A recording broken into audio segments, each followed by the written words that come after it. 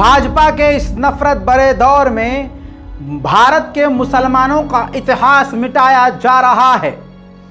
ये बात आप देख, सुन और समझ भी रहे होंगे कि मुसलमानों के इतिहास को मिटाया और अपने नाजायज बापों का इतिहास बनाया जा रहा है। जो गुलाम अंग्रेज के थे और अंग्रेजों के जो नाजायज औलाद हैं, आज वो पूरी तरह से कोशिश कर रहे हैं कि बस कैसे भी करके मुसलमानों का इस भारत से इतिहास मिटाओ और उनकी जगह अपनी अम्मा और अपने अब्बा का नाम घुसाओ। ऐसे में आपको सही इतिहास बताने वाले की ज़रूरत है। तो ये जिन्नात आपके सामने आ गया है जो आपको तमाम ऐसी जानकारी देने वाला है जो मिटाई जा रही है और मिटाई जाएंगी। लिहाजा आपसे गुजारिश है कि इस रिपोर्ट को, इस डॉक्यूमेंट्री को ज़बरदस्त तरीके से शेयर करके नफ़रत के कीड़ों के मुंह पर थूकने में हमारी मदद कीजिए। आज जिस शेरनी की बात करने वाला हूं, सुनिए वो शेरनी कौन है।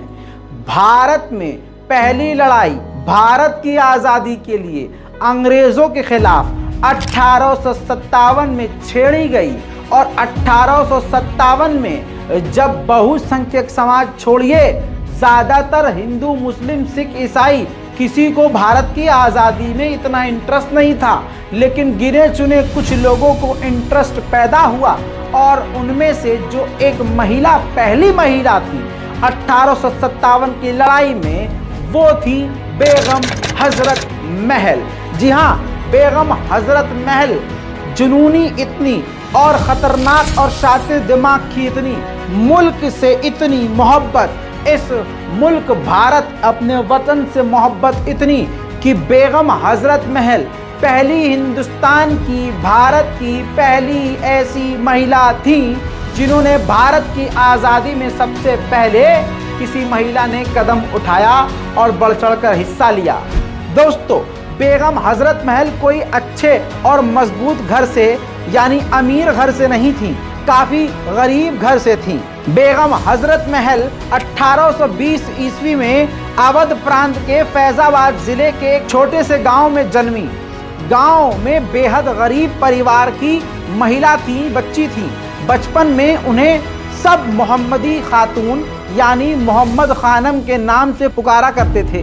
बेगम हजरत महल के परिवार की जो माली हालत थी वो इतनी ख़राब थी कि उनके माँ बाप अपनी बेटी का पेट तक नहीं भर पा रहे थे, जिसकी वजह से उस ज़माने में राजशाही घराने चलते थे।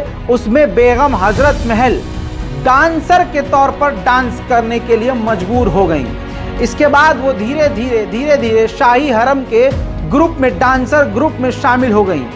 इसके बाद उनका नाम, क्योंकि ये काफ़ी खूबसूरत थी, काफ़ी प्यारी नज़र आती थी, तो ये डांसिंग में भी काफ़ी आगे बढ़ गई और इनका नाम महक परी पड़ गया। महक परी से ही इनको डांसिंग लाइन में पहचानना शुरू कर दिया गया। एक बार जब अवध के नवाब ने उन्हें देखा तो उनकी मोहब्बत और उनकी सुंदरता में पागल हो गए। ऐसा उनकी मोहब्बत में डूब गए कि उन्होंने उनसे निकाह कर लिया। फिर जब उन्होंने एक बेटे को जन्म दिया तो उसका नाम बिरजीस कादर रखा गया। बेटे को जन्म देने के बाद उनका नाम हजरत महल कर दिया गया।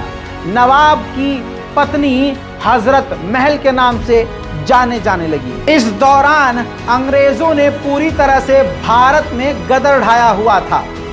बेगम हजरत महल की जिंदगी में अब कुछ ही वक्त हुआ था कि खुशियां आई थी, लेकिन ये खुशियां ज़्यादा देर नहीं रही। 1856 का वो साल जब ब्रिटिश ईस्ट इंडिया कंपनी ने अवध के राज्य पर ही कब्जा कर लिया और ताजदारे अवध नवाब वाजिद अली शाह यानी इनके पति को कैदी बना लिया, जिसके बाद बेगम हजरत महल ने राजगद्दी पर अपने नाबालिग बेटों को बिठाया और पूरा राजपाट अपने हाथ में लिया।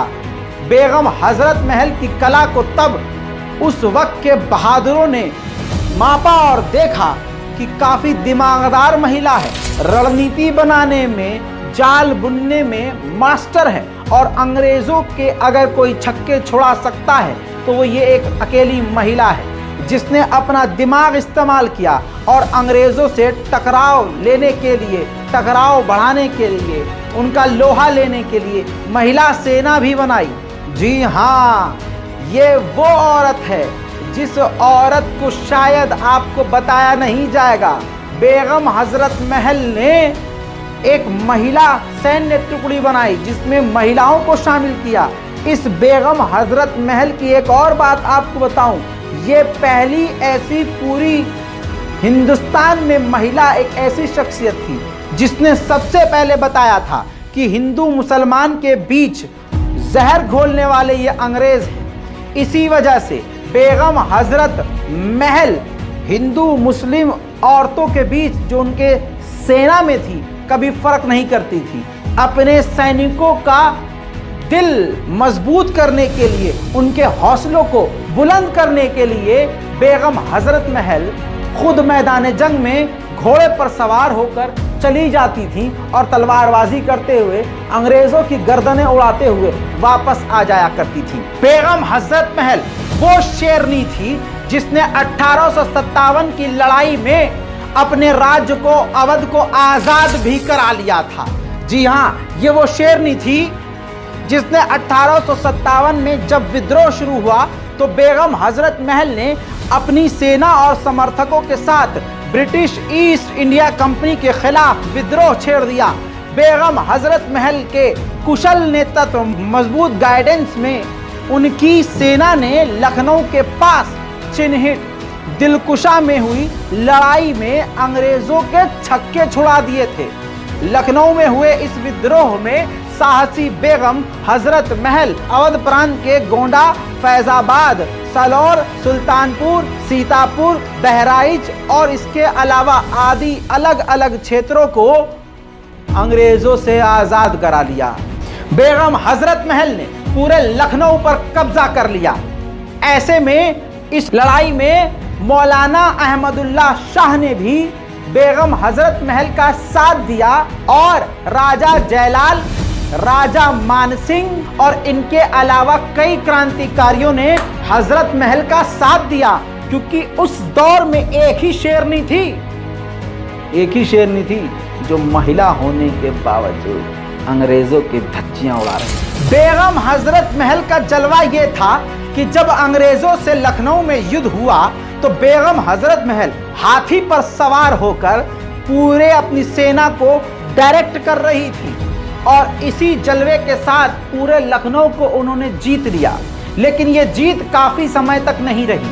वजह यह थी कि अंग्रेजों के पास एडवांस हथियार थे। लेकिन कहा यह जा रहा है कि जब बेगम हजरत महल ने अंग्रेजों पर हमला किया तो अंग्रेज तहखाने और पैखाने तक में छुपने के लिए मजबूर हो गए थे। कुछ दिन के बाद अपनी तमाम पूरी ताकत और उस वक्त के एडवांस हथियारों, वेस्टर्न हथियारों के साथ, ब्रिटिश हथियारों के साथ ब्रिटेन ने एक बार फिर से बेगम हजरत महल की सेना पर हमला कर दिया, जिसके बाद बेगम हजरत महल को पीछे हटना पड़ा। बेगम हजरत महल को लखनऊ का अपना महल भी छोड़ना पड़ा और साथ ही जंगलों में जाकर छुपना पड़ा। लेकिन जंगलों में रहते हुए उन्होंने लोगों को इकट्ठा किया और अवध के देहातों में जा जाकर अंग्रेजों के खिलाफ बयान दिए और लोगों को इकट्ठा किया। उन्होंने अवध के जंगलों को अपना ठिकाना बनाया।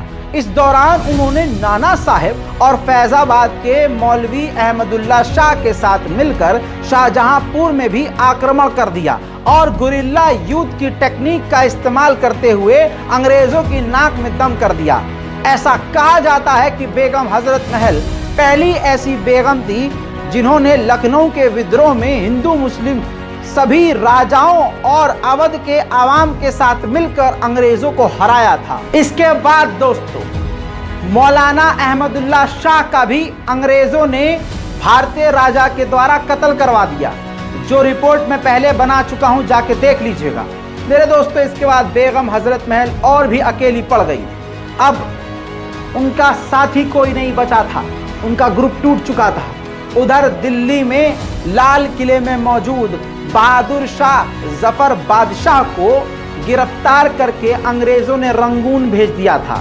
हालात उस वक्त इतने ज़्यादा ख़राब थे कि बेगम हजरत महल नहीं चाहती थी कि अंग्रेज़ों की कैद में कैदी बने और उनको गिरफ्तार कर लिया जाए। इस वजह से बेगम हजरत महल अपने बेटे को लेकर नेपाल चली गई। दोस्तों, नेपाल जब वो गई तो नेपाल के राजा राणा जंग बहादुर भी उनके दीवाने थे। उनके साहस और स्वाभिमान की काफ़ी तारीफ सुनी थी और उनसे काफ़ी इम्प्रेस थे। इसलिए उन्होंने बेगम हजरत महल को नेपाल में शरण दी, जगह दी और यहाँ पर अपने बेटे के साथ आम जिंदगी बेगम हजरत महल गुजारने लगी। आम जिंदगी गुजारते गुजारते 7 अप्रैल 1879 का वो काला दिन, जब बेगम हजरत महल की नेपाल के काठमांडू में मौत हो गई। उनका मकबरा आज भी काठमांडू के जामा मस्जिद में मौजूद है। मुझे पूरा यकीन है इतनी डिटेल में कोई जानकारी आपको देगा नहीं। बेगम हजरत महल के लिए ही कम से कम इस वीडियो को लाइक करके शेयर जरूर कीजिएगा अपने सोशल मीडिया प्लेटफॉर्म पर। जय हिंद।